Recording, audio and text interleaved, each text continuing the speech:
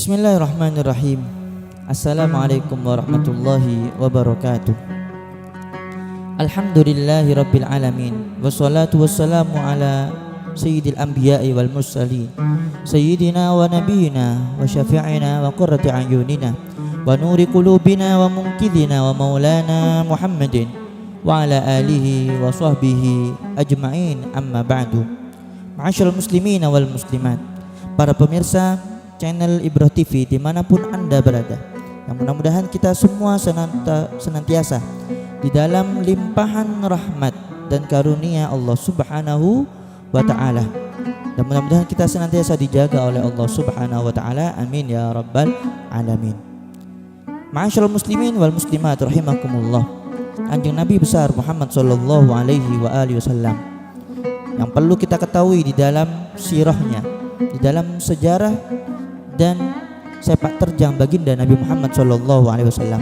Beliau lahir pada hari Senin, Amul Fil, tahun gajah, dan pada bulan Rabiul Awal. Adapun tanggal Rasulullah SAW lahir, para ulama telah memiliki perbedaan pendapat. Ada yang mengatakan Rasulullah lahir di tanggal 9. Ada Rasulullah yang mengatakan lahir pada tanggal 8. Akan tetapi pendapat yang masyhur di antara para ulama ahli sirah yaitu Rasulullah lahir pada tanggal 12 Rabiul Awal. Dan Rasulullah sallallahu alaihi wa alihi wasallam ketika berada di dalam kandungannya, ibunda Kanjeng Nabi sallallahu alaihi wasallam Sayyidatuna Aminah alaihi salam wa radhiyallahu anha wa ardhaha. Beliau mengandung Rasulullah SAW tidak merasakan sakit sedikit pun, dan beliau mengandung Rasulullah menurut pendapat para ulama mengandung sebanyak 9 bulan, atau selama 9 bulan Rasulullah SAW berada di kandungan Sayyidatuna Aminah alaihi salam. Dan juga Rasulullah SAW ketika lahir di alam dunia ini, beliau terlahir dalam keadaan telah terkhitan, masruran, bahagia, sajidan.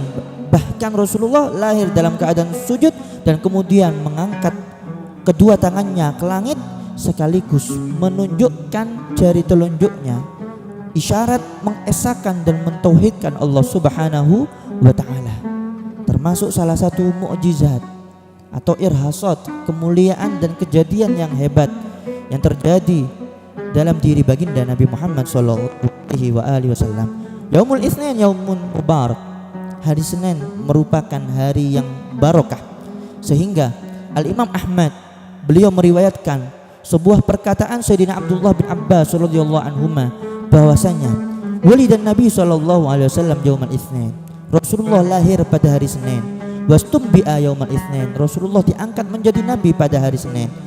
Tufiya yaumal Itsnin, dan Rasulullah meninggal pada hari Senin. Wa kharaja muhajiran min Makkah ilal Madinah yaumal Itsnin, dan Rasulullah hijrah keluar dari kota Mekkah menuju kota Madinah pada hari Senin. Wa qadimal Madinah yaumal Itsnin, tiba di kota Madinah hari Senin. Wa rafa'al hajarul aswad yaumal Itsnin, dan beliau mengangkat hajar aswad ke tempatnya juga pada hari Senin. Sehingga hari Senin merupakan hari yang mulia dan hari yang barokah. Ma'asyiral muslimin wal muslimat, para pemirsa channel Ibroh TV yang dimuliakan oleh Allah Subhanahu wa ta'ala, di malam kelahiran Rasulullah sallallahu alaihi wasallam banyak terjadi hal-hal yang hebat, keajaiban-keajaiban menunjukkan bahwasanya kehebatan dan kemuliaan baginda Nabi Muhammad sallallahu alaihi wasallam. Yaitu yang pertama, tatkala Rasulullah sallallahu alaihi wasallam lahir di alam dunia ini, yang pertama kali adalah cahaya muncul di tempat kelahiran Nabi Muhammad sallallahu alaihi wasallam. Bahkan cahaya tersebut terpancar hingga ke istana-istana yang berada di Syam sana. Dan juga pada malam kelahiran baginda Nabi Muhammad sallallahu alaihi wasallam beruntuhlah berhala-berhala di sekitar Ka'bah dan berhala-berhala yang dibuat sembahan oleh orang kafir Quraisy, orang-orang kafir.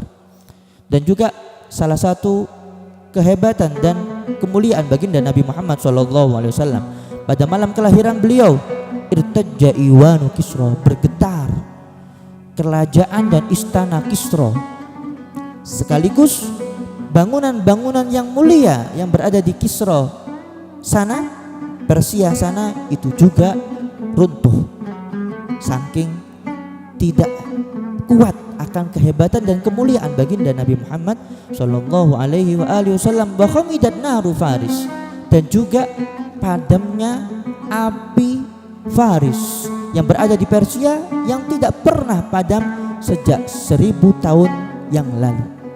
Sekaligus ketika malam kelahiran baginda Nabi Muhammad sallallahu alaihi wasallam, dilemparilah jin-jin dan setan-setan yang berusaha mencuri kabar-kabar langit, yang mana kabar-kabar langit itu dapat dicuri oleh jin dan juga syaitan sebelum kelahiran Nabi Muhammad.